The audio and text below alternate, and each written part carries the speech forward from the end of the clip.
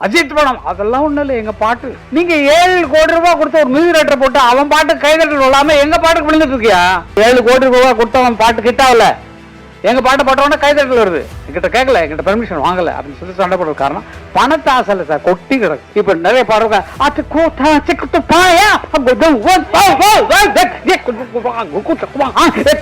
கதாசிரியருக்கு கதையில உரிமை உண்டு, எத்தனை லாங்குவேஜ் மாத்தினாலும் அவங்களுக்கு உரிமை உண்டு, பாட்டுக்கும் அவங்களுக்கு சம்பந்தம் இல்லை. எல்லாருக்கும் வணக்கம், எல்லாருக்கும் வணக்கம், எல்லாருக்கும் வணக்கம். கொஞ்சம் பொறுங்க. இப்படி கொஞ்சம் பொறுங்க, நான் பேசுறது கேட்டீங்கன்னா உங்களுக்கு நிறைய பாயிண்ட்ஸ் கிடைக்கும். கொஞ்சம் பொறுமையா இருப்போம் சார். ஏன்னா நீங்க தான் வந்து இவங்க என்ன புகழ்ந்ததை பற்றி தான் பேச போறாரு. உங்களுக்கு இன்ட்ரெஸ்ட் சார், நீங்க அதை தனியா வச்சுங்க சார், உங்க மாநாட்டு விஷயங்கள்ல தனியா வச்சுங்க. இது வந்து மொத்தமா பார்க்க வந்திருக்காங்க, அவங்களுக்கு சந்தோஷப்படுற மாதிரி நம்ம இதை நடத்திட்டு நல்லா இருக்கும். ஓகே சார், நல்லா இருக்கும் சார். நீங்க ஒன்றும் கவலை, நீங்க விட்டுருங்க சார்.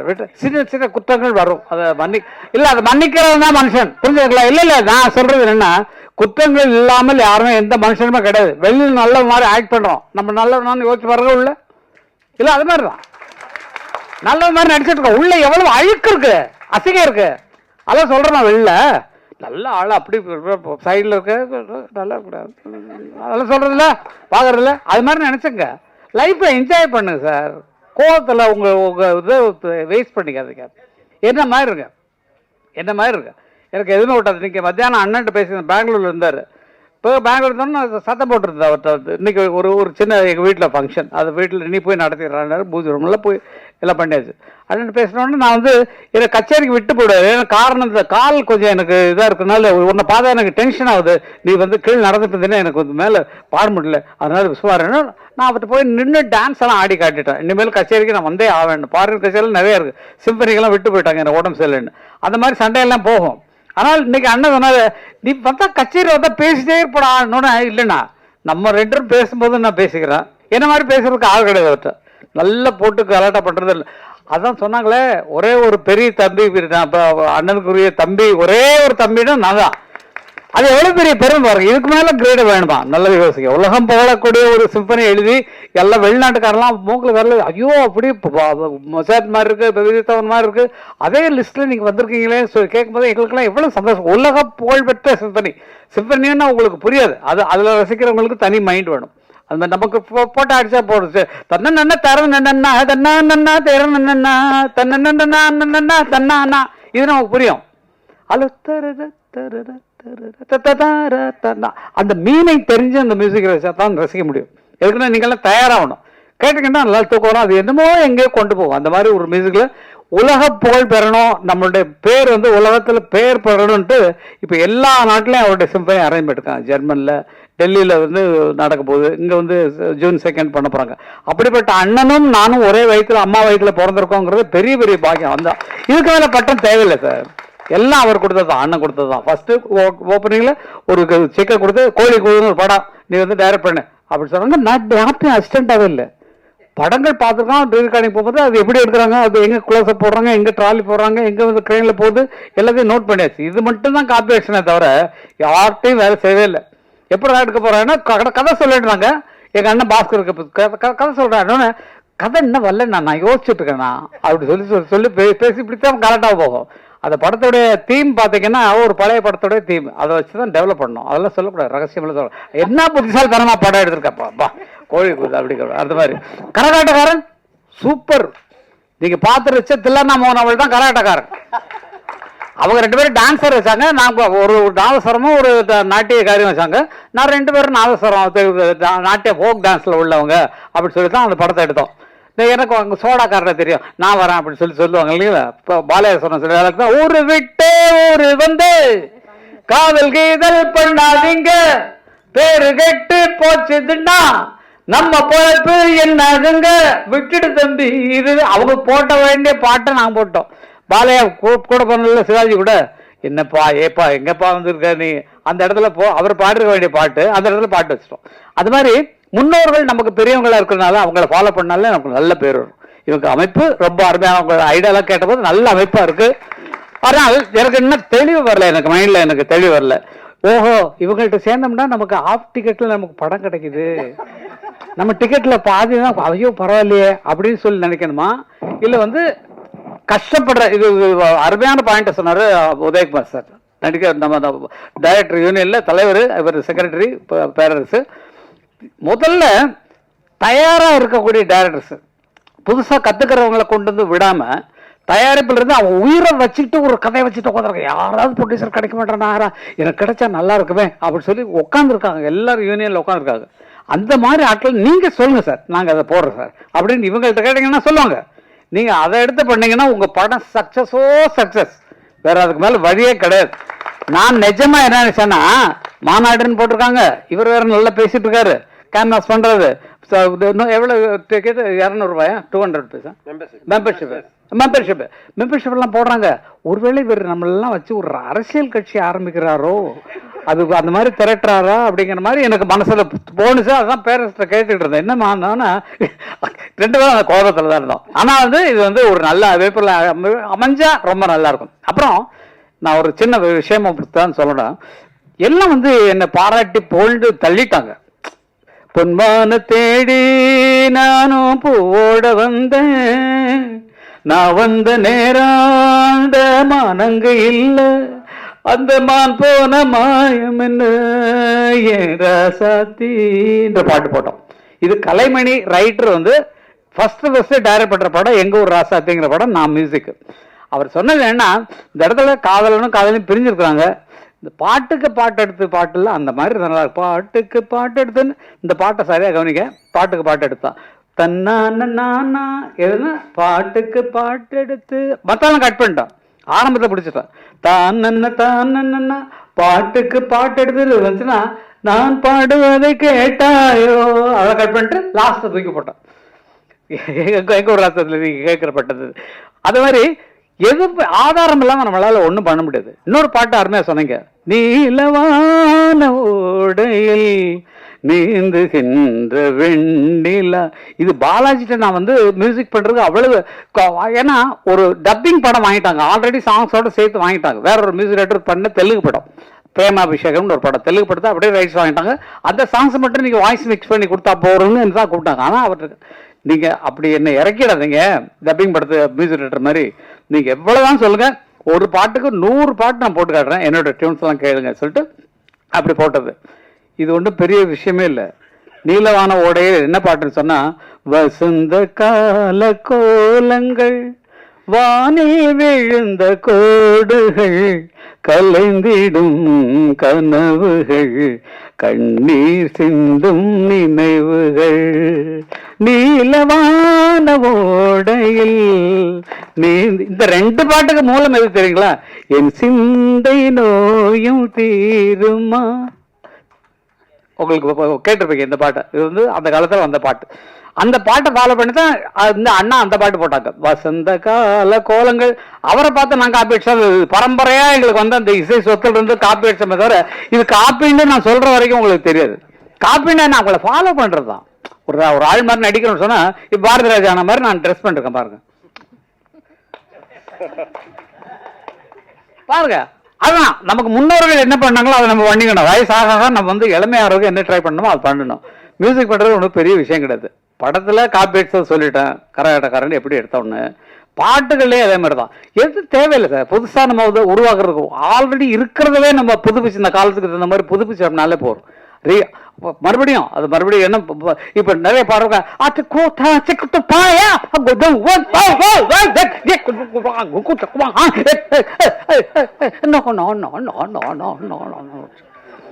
நீங்க நல்லா நினைச்சு பாருங்க, இருந்த கற்பை கெடுத்திருக்கமா காப்பாத்திருக்கமான்னு யோசிச்சு பாருங்க.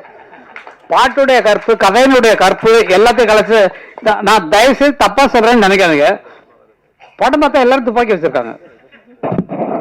துப்பாக்கி இருக்கு, நிறைய துப்பாக்கி இருக்கு. நான் படம் ஃபுல்லா பார்த்தா தான் என்னால சொல்ல முடியும். காரணம் என்னன்னா, நல்லா இருக்கு, நல்ல ஒரு புதிய குழு உருவாக்கிருக்கீங்க. கதையெல்லாம் பாக்குறோம். கதையெல்லாம் பார்த்தா இப்ப வர்ற கலாச்சாரங்கள் எல்லாமே வன்முறைகளை முன்னால வச்சு வருது. நீங்க அதெல்லாம் நல்லா கவனிக்கணும். பெரிய ஹீரோவா இருக்கட்டும், கமலே இறங்கிட்டாரு, நல்ல நடிகர். விக்ரம் படம் பாருங்க, எத்தனை ஃபைட்டு, துப்பாக்கி எவ்வளவு துப்பாக்கி வெரைட்டியா காட்டுறாரு. எந்த வருஷத்து துப்பாக்கி, இந்த வருஷத்து துப்பாக்கி, இனி வரப்போற அட்வான்ஸ் துப்பாக்கின்னு இந்த கல்ச்சருக்கு தகுந்த மாதிரி மாறிட்டாரு கமலஹாசன். அப்போ ஜனங்கள்கிட்ட நல்ல கதையை கொண்டு போய் சேர்க்கறதுக்கும் நல்ல நடிப்புக்கான கதைகளை தேர்ந்தெடுப்பதுக்கும் குறைஞ்சி போச்சு. அதுதான் நல்ல யோசிச்சு பாருங்க. சின்ன கவுண்டர்ல என்ன அருமையான பாடங்கள், இப்போ பேரரசு எடுத்த படங்கள்ல என்ன அவ்வளோ அருமையான படங்கள். கதையின் நோக்கம் அதை சரியா ஜனங்கள் கொண்டு போய், ஐயோ நம்ம லைஃப்ல நடந்தா அப்படி காட்டுறாங்களே, நம்ம ஊர்ல பார்த்து பெரிய மனுஷங்க வர்றாரு ஐயோ ஐயா அப்படிங்கிற மாதிரி நமக்குள்ள அந்த உணர்வு வரக்கூடிய கதைகளை நம்ம உருவாக்குறதுக்கு ட்ரை பண்ணணும். நம்ம வாழ்வியல்ல நிறைய கதைகள் இருக்கு, எக்கச்சக்க. நம்ம குடும்பத்தை நினைச்சு பாருங்களேன், நம்ம குடும்பத்தில் நம்ம ஒரு என்ன கஷ்டப்படுறோம், எப்படி பண்றோம், வெளியில எப்படி நம்ம பந்தாவா நடந்துக்கிறோம், இதே ஒரு கதை, அருமையான கதை. எவ்வளவு துக்கங்கள் துயரங்கள் இருக்கலாம். அந்த மாதிரி கதைகளை தேர்ந்தெடுப்பதில் இவங்களுக்கு ஒரு அறிவுரை மாதிரி தான் நான் சொல்றேன். அது என்னன்னா, நிறைய பேர் வச்சுட்டு தவிச்சிட்டு இருக்கிறாங்க, எங்களுக்கு ப்ரொடியூசர் கிடைப்பாங்களான்னு தவம் இருக்கிறாங்க. அப்படிப்பட்டவர்களே நீங்க கண்டிப்பாக நீங்க சேர வேண்டியது. இப்போ நீங்க வந்து டைரக்ட் பண்ணிருக்கீங்க, நீங்க இந்த டைரக்டர்ஸ் யூனியன்ல மெம்பர் ஆனீங்களா? நான் கில்ட்டில் இருக்கேன் சார். இல்ல சொல்லுங்க. இதுல சார் வெங்கடையில இல்ல சாரோட கண்டிஷன் போட்டுட்டாரு. இல்ல டெஃபினட்டா மியூசிக் டைரக்டரா இருந்தா எங்க மியூசிக் யூனியன்ல இருக்கணும். ஒரு பாயா ஒர்க் பண்ற பாயா இருந்தா கூட அதுல யூனியன்ல சேரணும். யூனியன் பாயை கரெக்டா பிரிச்சு அருமையா வச்சிருக்காங்க. டைரக்டர் யூனியன்ல தான் டைரக்ட் பண்ண முடியும். இல்லாட்டா வந்து ஷூட்டிங் பேக்கப் நிறுத்து யாரை கட்டியா எடுத்துக்கிட்டு இருக்க அப்படின்னு சொல்லி பேசுற பயங்கர பாக்குறதுக்கு சாஃப்டா இருக்காங்க சார். அவங்க பட்ட பிடிச்சாங்கன்னா அவ்வளவுதான் அந்த மாதிரி ஆட்கள். அதே மாதிரி என்ன ரூல் இருக்கோ அதை நம்ம ஃபாலோ பண்ணா நல்லா இருக்கும். என்னுடைய வேண்டுதல் என்னன்னா, இவ்வளவு பெரிய ஐடியாவோட நீங்க பண்ணிட்டு இருக்கிறீங்க, நல்ல கதைகளை வச்சுட்டு எனக்கு ஒரு சான்ஸ் கிடைக்காதா, கிடைச்சா பிச்சலாயா அப்படின்னு சொல்லி நினைக்கக்கூடியவர்கள் நிறைய பேர் இருக்காங்க. அவங்கள யூஸ் பண்ணி நீங்க படத்தை ஆரம்பிங்க, அதுல காசு சேர்த்துக்குங்க. அதுக்கப்புறம் நீங்க வெளியே, ஏன்னா உங்க பாட்டே வந்தது விட்பா விட மாட்டோம்னு இருந்தது ஃபர்ஸ்ட் வேர்டு. இது வேற எவனா சொன்னா உங்களுக்கு எப்படி இருக்கும்? உங்களை பார்த்து விட்பா விட மாட்டோம் என்ன இப்படி? அப்போ அந்த மாதிரி வார்த்தைகள் ஃப்ராங்கா பேசுறோம். ஏன்னா வந்து அரைச்சொல்னு நம்ம சொல்லுவோம், இது மாத்திக்கிறதுக்கு ஒன்றும் ப்ராப்ளம் இல்லை. விட மாட்டோம்னு மற்றவன், ஏன்னா தியேட்டர் கிடைக்கிறது கஷ்டம், ரிலீஸ் பண்ண விட மாட்டேங்கிறாங்க. இடம் கேப் கிடைச்சா வந்தா ஒரு வாரம் ஃப்ரீயா இருக்கு, அதில் வேணா போட்டுக்கோ அப்படின்னு சொன்னா படம் எங்கே வெற்றி பெறாது. அதனால அப்படி சொல்றதுக்கெல்லாம் ஆட்கள் நிறைய இருக்காங்க. பாசிட்டிவ் திங்காக இருக்கணும், டோட்டலாக வந்து நெகட்டிவ் திங்கை பண்ணக்கூடாது.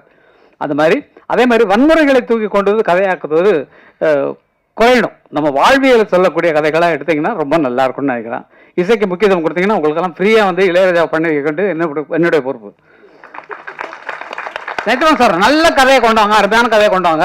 அவர் காசு வாங்கல, ஆனா இதுக்கு ரிலீவ் பண்ணி கொடுத்துருந்தேன், ஒரு சாங் ஏதாவது பண்ணி கொடுத்துருந்தேன் சொல்லி நான் வந்து என்னால் பண்ண முடியும். அதுக்கு தான் சொல்றேன். ஏன்னா வந்து அதுக்கான கதைகள் அவர் இல்லை கேளுங்க, அவர் கதையை கேட்டோன்னா இதுக்கெல்லாம் நமக்கு நீங்க வேற யாராவது பண்ணீங்கன்னு சொன்னா அவர் அப்படிப்பட்ட ஆளு. கதையை கேட்டாருன்னா அவருக்கு பிடிக்கணும் மனசுல, நல்லா இருக்க இது எடுத்துருவீங்களா, நீங்க யார்த்த அசிஸ்டண்டா ஒர்க் பண்ணீங்க, இதெல்லாம் கேட்பாரு. எப்படி ஒர்க் பண்ணீங்க, எப்படி இதை எடுப்பீங்க, இவ்வளவு ஸ்ட்ராங்கான கதை சொல்றீங்களே, இல்லை நான் எடுத்த படத்தை போட்டு பாருங்கன்னா உங்க படத்தை பார்த்தாருன்னா என்ன இப்படி படம் எடுத்து வச்சிருக்கேன், போய் இந்த கதையை என்ன பண்ண போறானோன்ற பயத்துல போடக்கூடாத சூழ்நிலைகள் அவருக்கு வரலாம். அதனால நல்ல கலைஞர்களை செலக்ட் பண்ணுங்க, நல்லா கொண்டு வாங்க. உங்களுக்கு உதவுறதுக்கு நாங்கள்லாம் இருக்கோம், நாங்கள்லாம் மொத்தமா இருக்கோம். நானும் சரி, நீங்க எந்த டைரக்டர் வேணாலும் போடுங்க, நாங்க 3 பேருமே கவிஞர்கள், பாடலாசிரியர்கள். உங்களுக்கு ஃப்ரீயா பாட்டு எழுதி தரோம், நீங்க யார் வேணாலும் மியூசிக் போடுங்க. இப்ப நீங்க போட்ட பாட்டவே நான் மியூசிக் டைரக்டருங்கிற முறையில் சொல்றேன், அது உங்களுக்கு தெரியறதுக்கு சான்ஸ் இல்லை, எனக்கு தெரிஞ்சது சொல்றேன். 2-3 இடத்துல வந்து அந்த ஃபீமேல் வாய்ஸ் டோனை வந்து ஒரு செமிட்டோன்னா அந்த சுதி இருந்துச்சுன்னா பாட்டுருக்காங்க, அதை நோட் பண்ணி அந்த இடத்துல பிச்சை ஏற்றணும் கொஞ்சம். அந்த மாதிரி சில வேலைகள்லாம் இருக்கும் உங்கள் சாங்கில், அது மாதிரி ஆடியோவில் சொல்கிறேன். எங்களுக்கு அந்த புத்தி தான் என்ன இப்படி பண்ணிருக்காங்க அப்படிங்கிற மாதிரி வரும். மற்றவங்களுக்கு தெரியற சான்ஸே கிடையாது. மியூசிக் தெரிஞ்சவங்க மற்றவங்களாம் தெரிஞ்சாங்கன்னா இது மாதிரி அட்வைஸ் பண்ணுவாங்க. எதுக்கு நான் அட்வைஸ் பண்ணுறேன்னா, மறுபடியும் வந்து உங்களை நான் பார்த்துட்டு இதெல்லாம் சொல்ல போகிறதில்ல, இது ஒன்று தான் எனக்கு சந்தர்ப்பம் கிடச்சிருக்கு, இதில் தான் என்னுடைய ஆதங்கத்தெல்லாம் கொட்டி ஆகணும். அதனால் நீங்கள் அடுத்து பண்ண போகிறதில்ல இன்னும் தெளிவாக பண்ணுங்கள். கொஞ்சம் நல்ல மியூசிக் தெரிஞ்சவங்களாம் போடுங்க, நாங்கள்லாம் இருக்கோம் ஃப்ரீயாக பண்ணி தர்றது. நிஜமா இந்த மாதிரி ஆட்கள் நிஜமா கண்டிப்பா நான் பண்ணுவேன். அவர் மியூசிக் பண்றவர் தான். பேரரசு பாட்டு சொன்னாலும் டியூன்ல தான் சொல்லுவார். நீங்க அவர் படத்துல வர்ற பாட்டுலாம் கேட்டீங்கன்னா அவர் சொன்ன டியூன்ல தான் அவர் பாட்டெல்லாம் வந்திருக்கும். அந்த மாதிரி நான் கேட்டேன், உங்க படத்துக்கு நான் ஏதாவது பாட்டு எழுதிருக்கேன், இல்லை நான் விட மாட்டேங்க, நான் தான் எழுதிருவேன் பாட்டு அப்படின்றது. உங்களை மாதிரி தான் அப்படின்னாரு. நான் முதல்ல எல்லாத்தையும் வச்சு எழுதினேன். இவர் ஆர் வி உதயகுமார் படங்கள்ல நான் பாட்டு எழுதுறேன். முக்கிய மூக்கா முட்டையுள்ள கேக்கா பாக்கி எதுவும் வைக்காம செத்து விடு ஷோக்கா கொண்ட மூடி காக்கா கண்ணு கொட்ட பாக்கா கண்டவோட நான் வானே கன்னி பையன் வைக்கா. இது மலையாள கப்பக்கிழங்கா இல்ல மயிலாப்பூர் வத்த குழம்பா இல்ல பம்பாயி பூரி கிழங்கா நம்ம பட்டிக்காட்டு கோழி குழம்பா பறிக்காத கத்திரிக்கா. அந்த மாதிரி பாட்டு படபடன்னு இவருக்கு கொஞ்சம் நல்லா இருக்கும்பா, கமர்ஷியலா நல்லா இருக்கும்பான்னு சொல்லிட்டு அது மாதிரிலாம் பண்ணிய விஷயங்கள் உண்டு. நல்ல ஜெயிச்ச கொள்ளு நாங்கள்லாம் மற்றவங்களை வழிவிட்டு உட்காந்துருக்கோம். இப்போ எழுதுனா ஃபுல் சாங்கு நாங்கள் தான் எழுதிட்டு தெரியணும். அதனால மற்றவங்க புதுசாக வரவங்க என் பையன்கிட்ட நான் சொல்லுவேன், டே நீ உங்கள் அப்பங்கிறதுக்காக ஒரு பாட்டு மட்டும் என்னை வச்சுக்க, மற்றவங்க உனக்கு யார் பிடிக்கிறாங்களோ அவங்களுக்கு பாட்டு இல்லை. இப்போ அவங்க படத்தில் கோட்டில் ஒரு பாட்டு என்ன ஸ்விங்கி சச்சு சொச்சு அந்த மாதிரி மூக்க ராக்கு ராமாயிங்கிற மாதிரி வெஸ்டர்னில் போட்டான். அவ்வளோதான். அதை போட்டு அதுக்கு எழுத சொல்லி இங்கிலீஷ் வேர்டெல்லாம் போட்டு நமக்கு தெரியாத வேர்டெல்லாம் உள்ளே பூத்தி பாட்டு பண்ணோம். அதனால எந்த சூழ்நிலைக்கும் ஒத்து போகிற ஆட்கள் உங்களுக்கு பக்கபலமாக எப்போதும் வந்திருக்காங்க, உங்கள் கூடவே இருக்கிறாங்க. எந்த நேரமே இவங்களை அழைக்கலாம். ஒரு கதை ரெடி பண்ணிங்கன்னா இந்த மாதிரி ஆளுக்கு கதை ரெடி பண்ணிருக்கோம், அந்த கதையை கேட்டு ஏதாவது சேஞ்சஸ் இருந்தால் சொல்லுங்கன்னா அதுக்கு கூட நாங்கள் ரெடி. ஏன்னா சினிமா உலகத்தில் இருக்கோம், சினிமா வேலையை தவிர வேற எந்த வேலையும் கிடையாது. நாங்கள் சம்பாதிச்சது நிறைய ஒரு எஸ்டேட் வாங்கி நிறைய வீடுகள் கட்டி வாடகை விட்டு பேசாமல் உட்காந்துருக்கலாம். அதெல்லாம் வரல. இளையராஜா இருக்கிற சொத்துக்கு மேலேயா அவ்வளவு இருக்கு. ஆனால் அவரு வேற பக்க சிந்தனையே கிடையாது. உட்கார்றதெல்லாம் மியூசிக் எழுதுதான், அவ்வளவுதான். வேற சதா சர்வகாலமா அதே சிந்தனையிலே உட்கார்ந்துக்கூடியவர் நான் பார்த்த வரைக்கும் நான் கொடுத்து வச்சேன் எங்க அண்ணா இளையராஜா தான். வேற யாரும் கிடையாது. மற்றவங்களுக்கு வேற வேற இருக்கு. என்னால விட்டீங்கன்னா இப்ப நைட்டு அவங்க கூட பார்ட்டிக்கு போயிட்டு அப்படியே போயிட்டு வரேன். பார்ட்டினா நான் வந்து சாப்பிடல, அது உண்மையிலே ரெக்கார்ட் பண்ணிக்கிறேன். அவங்கள மாதிரி நான் சாப்பிடல. இல்லை, அவங்க சாப்பிட்டுட்டு சாப்பிடுவாங்க, நான் சாப்பிடுவேன், அவ்வளவுதான். அது மாதிரி இல்லை, எல்லாருமே இவங்களை பண்ணிட்டு சொல்ல சினிமாவில் எல்லாம் அது ஒரு ரிலாக்ஸ். ஃப்ரெண்ட்ஸோட சேர்ந்தமா ஜாலியாக இருந்தோமா அது போட்ட உடனே மனசு இருக்கலாம் கொட்டும். அதான் கொண்டு வெளியே நீங்களே ஆயிடுவீங்க. 2 ரவுண்டில் மாச்சான் இன்னொன்று சொல்றியா, எனக்கு ஒன்று சொல்றியா, இன்னும் ஒன்று கொடுத்துடலாமேடா, இன்னொன்று இல்லைடா இவன் ஃபுல்லாக விட்டுட்டு இதுக்கு மேலாம் அடிச்சிருக்கேன்டா முக்கால் சும்மாடா நான் இருக்கிற கஷ்டத்துக்கு சொல்லுடாது அதுக்கு ஆளாதுடா இன்னைக்கு வேற ஆளுதல் சொல்லி ஆறுதல் சொல்ற மாதிரி ஆயிடுவோம். நம்ம அது கூட ஒத்து பண்ணணும். நல்லவைகளை நினைவுகள் நல்லதே நடக்கும்.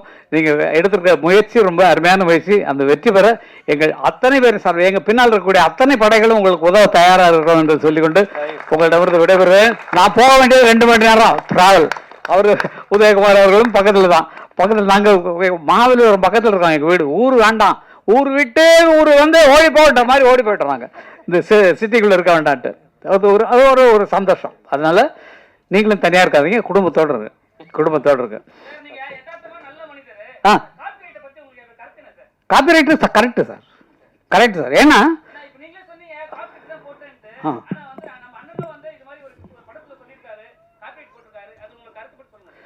காப்பிரைட்ஸுங்கிறது வந்து வேர்ல்டு ரூலில் தான் நாங்கள் ஃபாலோ பண்ணுறோமே தவிர இந்தியன் ரூலில் கொண்டு வந்தாச்சு. அதை லண்டன்ல எங்களுக்கு ஆஃபீஸ் மெயின் ஆஃபீஸ் இருக்கு. உலகம் ஃபுல்லாக என்ன ஒருன்னா மைக்கேல் ஜாக்சன் அவர் மியூசிக் பண்ணி அவர் பாட்டு எழுதி அவர் நடிக்கிறார் இல்லைங்களா, அவர் கொண்டு வந்த திட்டம் தான். கொண்டு வந்து அது எல்லாருக்கும் அப்படி பரவிடுச்சு. காரணம் என்னன்னா நம்மளுடைய படைப்பு. இப்போ வந்து கதாசிரியருக்கு கதையில உரிமை உண்டு, எத்தனை லாங்குவேஜ் மாற்றினாலும் அவங்களுக்கு உரிமை உண்டு. பாட்டுக்கும் அவங்களுக்கு சம்பந்தம் இல்லை. ஏன்னா தனி கிரியேஷன், தனி உங்க பாட்டை படத்துக்கு ஒட்டாம ஒரு மியூசிக் டைரக்டர் போட்டு நீங்க வந்து அவங்கள்ட்ட பாட்டு வாங்குறீங்க. உங்க படத்துக்கே போட்ட ஸ்பெஷல் சாங்கு, அதுக்கு பாட்டு எழுதுனது ஒருத்தர், அவருக்கு 2 பேர் தான் கிரியேட் பண்றவங்க. அதுக்கப்புறம் தான் அடுத்த கூலிக்காரங்களா வர்றது பிளேபேக் சிங்கர்ஸ் வருவாங்க. அவங்களுக்கு பணம் கொடுக்குறோம், அவங்க வந்து பாடுறாங்க. முதல்ல இருந்த எங்களுக்கு சரஸ்வதி ஸ்டோர்ஸ்ல உள்ள கான்ட்ராக்ட் இருந்தோம். எங்களுக்கு தெரியாது. அவங்க வந்து பூஜை அன்னைக்கு வந்து ஒரு 10,000 ரூபா அட்வான்ஸ் கொடுப்பாங்க. இன்னைக்கு வரைக்கும் தெரியாது. எங்க அன்னக்கிளி படம் அவ்வளவு சேல் ஆயிருக்கு, பத்திரகாளியெல்லாம் அவ்வளவு சேல் ஆயிருக்கு. அந்த ரெக்கார்டுக்கு 1 பைசா எங்களுக்கு வரல. அதுக்கப்புறம் தான் அண்ணா என்ன பண்ணாங்கன்னா, ஃபர்ஸ்ட் கான்ட்ராக்ட் போடும்போது மியூசிக் கான்ட்ராக்டை அவர் வாங்கிடுவார். தட் இஸ் பணத்தை எவ்வளோ நாள் கம்மி பண்ணிக்கோ, எனக்கு இந்த மியூசிக் ரைட்ஸ் எங்கிட்ட தான் இருக்கும் லைஃப் லாங். ஏன்னா எங்கள் அண்ணனோட லைப்ரரியில் அது வந்துடும், என்னோட பாட்டுகள் எல்லாமே அது வந்துடும். அப்போது ஒரு தடவை கச்சேரியில் நான் சொல்லி திட்டினதுக்கப்புறம் தான் கச்சேரி ஆட்களை ஃப்ரீயாக பாட சொன்னார். பாலு திட்டம் இல்லையா, அதுக்கு நான் சத்தம் போட்டேன். அவர் உனக்கு தேவையா நான் ஆய்வுன்னு கத்தினேன். அதில் வந்து கொஞ்சம் சண்டையெல்லாம் வந்துச்சு. அதுக்கப்புறம் ஸ்டேஜில் பாடுறவங்களுக்கு ஒன்றும் கிடையாது, நீங்கள் ராயல்ட்டி கட்ட தேவையில்லை. அதை எடுத்து யூஸ் பண்ண. நீங்கள் 7 கோடி ரூபாய் கொடுத்து ஒரு மியூசிக் ரைட்டரை போட்டு அவன் பாட்டு கைதட்டல் விழாமல் எங்கள் பாட்டுக்கு விழுந்துட்டு இருக்கியா? நீ பொட்டு வச்ச தங்க கோடா ஊருக்கு நீ மகுடம் போட்டோம். அந்த பாட்டை போட்டு நீங்கள் ஆடுனீங்கன்னு அர்த்தம். சொர்க்கமே என்றாலும் அது நம்மூரை போல வருமா?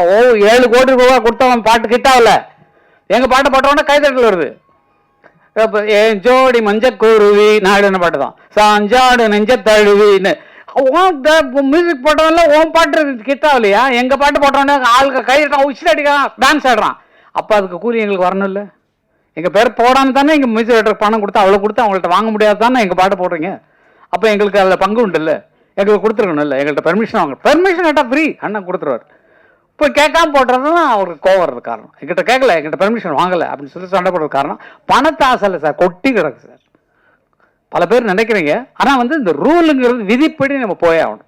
விதி எவ்வளோ உருவாக்குனானோ, இப்போ இவங்க கதையை வந்து வேறு லாங்குவேஜில் போட்டாங்கன்னா இவங்க எவ்வளோ வேணாலும் கிளைம் பண்ணலாம். என்னோட சீன்ஸ் இவ்வளோ, அதாவது எங்களுக்கு 40 செகண்ட்ஸ்னு வச்சுக்கலாம், அதெல்லாம் ரூல்னு சொல்ல சொன்னால் உங்களுக்கு புரியாது. அந்த மாதிரி அவங்க கதையின் மெயின் கதை எடுத்து வேறு கதை பண்ணாலும் இது நம்ம கதையில் ரெஸ்பான்ஸ் பண்ண கூப்பிட்றாவன அப்படின்னு சொல்லி கூப்பிட்டு நம்ம வாங்கிக்கிறதுலாம் ரைட்ஸ் உண்டு. ஏன்னா உருவாக்கினானோ அவனுக்கு அதில் பங்கு உண்டு. அந்த மாதிரி தான் அந்த ராயல்ட்டிங்கிற விவரம் போயிட்டுருக்கு. அது இனிமேல் பிரச்சனையே வேண்டாம். ஏன்னா பாருங்கள், எந்த படத்துக்குமே வராது. ஏன்னா எங்களுக்கு தெரியல, நம்மகிட்ட பெர்மிஷன் கேட்காம போட்டுக்கானே அப்படிங்கும் போது தான் உங்களுக்கு வருது. அஜித் படம் அதெல்லாம் ஒன்றும் இல்லை, எங்கள் பாட்டு அவ்வளோதான். ஒன் மியூசிக் டேரக்டரால் போட முடியல, எங்கள் பாட்டு தான் உனக்கு ஜெயிக்க வைக்குது அப்படிங்கிற சந்தோஷத்தோடு இருப்போம் நாங்கள். அது கேட்டுருந்தா இன்னும் சந்தோஷமாக கொடுத்துருக்கோம். கேட்கலங்கிறனால தான் கொஸ்டின். என்னுடைய சொத்தை எப்படி திருடலாம், நீ என்னுடைய கேட்டுக்குள்ள எப்படி நுழையலாம், நீ தான் ஒரு மியூசிக் டேரக்டர் வச்சிருக்கே அவனை படம் சொல்லி அந்த மாதிரி அப்படின்னு சொல்லி அவங்களாம் என்கரேஜ் பண்ணுறதுக்கு தான் அந்த விஷயமெல்லாம். அதனால எல்லாமே நல்ல வைக்கிறதுக்கு தான், புரிஞ்சுக்க. எல்லாம் எங்களுக்கு பணத்தாசை கிடையாது இல்லை, எக்கச்சக்கமாக இருக்குது, செலவு பண்ண முடியாமல் எக்கச்சக்க பணம் வச்சுருக்கோம். இப்போ ஒரு ரியல் எஸ்டேட் அது யாருக்கும் நாங்கள் ஏன் ஹெல்ப் பண்ண, நீங்கள் உழைச்சி முன்னுக்குவாங்க. நீங்கள் யாரும் என்ன பண்ணுறீங்கன்னு கேட்குறீங்க, அதெல்லாம் இல்லை. ஏன்னா இப்போ கல்யாண மண்டபம் கட்டி வாடகை தான் விடுவோம், நல்ல துட்டு உட்காந்துப்போம். எதுக்கு இது அடுத்த பிஸ்னஸ்ஸு? நம்ம வரக்கூடிய அடுத்த சந்ததிகளுக்கு சேர்த்து வைக்க தான் அப்பங்காரம் இருக்கான். அதனால் சேர்த்து வச்சலாம் அடுத்த குழந்தைங்களுக்கு, பேரன் பேத்திகளுக்கு, அந்த அண்ணன் பிள்ளைங்களுக்கு, தம்பி பிள்ளைங்களுக்கு, அக்கா பிள்ளைங்களுக்கு, இவங்களுக்கு கொடுக்கத்தான் எங்களுக்கு. அதுக்கு தான் சம்பாதிக்கணும், அவங்களும் நல்லா இருக்கணும் எங்களை மாதிரின்னு. அதனால் ஒவ்வொருத்தரும் அப்படி வாழுங்க. மற்றவங்களுக்கு தான தர்மம் பண்ணுறோம் அதெல்லாம் சொல்ல தேவையில்லை. தான தர்மம் பண்ணுங்க, மற்ற கஷ்டப்படுறவங்களுக்கு கொடுங்க, ஃப்ரீயாக கொடுங்க, மனசார இருக்கு. ஆனால் நீங்கள் சம்பாதிக்கிறது உங்கள் குழந்தைகள் பின்னால் வர்றவங்க கஷ்டப்படக்கூடாதுங்கிறதுக்காக சேர்த்து வைங்க. இதுதான் எனக்கு, நாங்கள் சம்பாதிச்சதை நாங்கள் இப்போ என்ன பண்ணிட்டு இருக்கோமோ அதை உங்களுக்கு சொல்கிறோம். நீங்கள் அதே மாதிரி இருங்க, சந்தோஷமாக இருங்க. இன்றைக்கி நல்லா இருக்கிறீங்க, நாளைக்கு நல்லா இருக்க போகிறீங்க. இனிமேல் வருங்காலத்தில் இன்னும் உயர்ந்து நீங்கள் வாழ்வீங்க. உங்கள் எண்ணத்தை ஸ்திரப்படுத்துங்க. நம்ம என்ன ஒரே நோக்கத்தில் இருக்கணும், நான் டைரக்டர் தான், நான் ஃபிலிம் டைரக்டர் தான் வரப்பேன், இல்லைப்பா நான் நடிகராக தான் வரப்போகிறேன், நான் அதில் எய்மாக இருக்கேன். அந்த கனவு தான் உங்களை மேலே கொண்டு போவேமே தவிர 10 பக்கம் திங்க் பண்ணிங்கன்னா வராது. மியூசிக் கிடைச்சா பண்ணலாமே, பாட்டு எழுதுறது நான் எழுதலாமே, அப்படி வச்சுக்கூடாது என்ன மாதிரி. ஆனால் எல்லாத்துலேயும் நான் ஜெயிச்சிட்டேன், எல்லாத்துலேயும் பாட்டு எழுதுறதுலையும் ஜெயிச்சிருக்கேன். எல்லா பாட்டும் என்ன பாட்டெல்லாம் சொன்னேன்னா அது எக்கச்சக்கமாக இருக்குது. அந்த மாதிரி அதுலேயும் ஜெயிச்சிருக்கேன். மியூசிக் டைரக்ஷனில் 168 படம் பண்ணிருக்கேன். அது 2000 பாட்டு வரைக்கும் எழுதியிருக்கிறேன் நிறையா. எல்லாத்துலேயும் ஜெயிச்சது கடவுளுடைய செயல். என் நோக்கம் வந்து எந்த வேலை கிடைச்சா, இப்போ நீங்கள் ஒரு வேலைக்கு விட்டீங்கன்னா வந்துடுவேன் நான். அந்த மாதிரி வேலை வேணும். அதனால் அந்த மாதிரி வேலை தான் அவங்க. நாங்கள் நீங்களும் உங்கள் மனசை மாற்றிக்கொண்டு நல்ல வேலை நிலைங்க, நல்ல நோக்கிய பயணப்படுகள். நடக்கிறது எல்லாமே நல்லா நடக்கும். உங்கள் ஐடியா பிரமாதமாக இருக்குது. நான் சொன்னதை மனசில் ஏற்றுக்கொண்டு டைரக்டர் சென்னையில் தான் டைரக்டர் பிடிங்க, எல்லாம் உங்களுக்கு ஃப்ரீயாக பண்ணி தரதுக்கு நாங்கள் இருக்கோம். எல்லாம் பார்த்துக்கலாம், சீக்கிரமாக பண்ணலாம். Thank you sir. நன்றி நன்றி, எல்லாருக்கும் நன்றிங்க, ரொம்ப நன்றி நன்றி.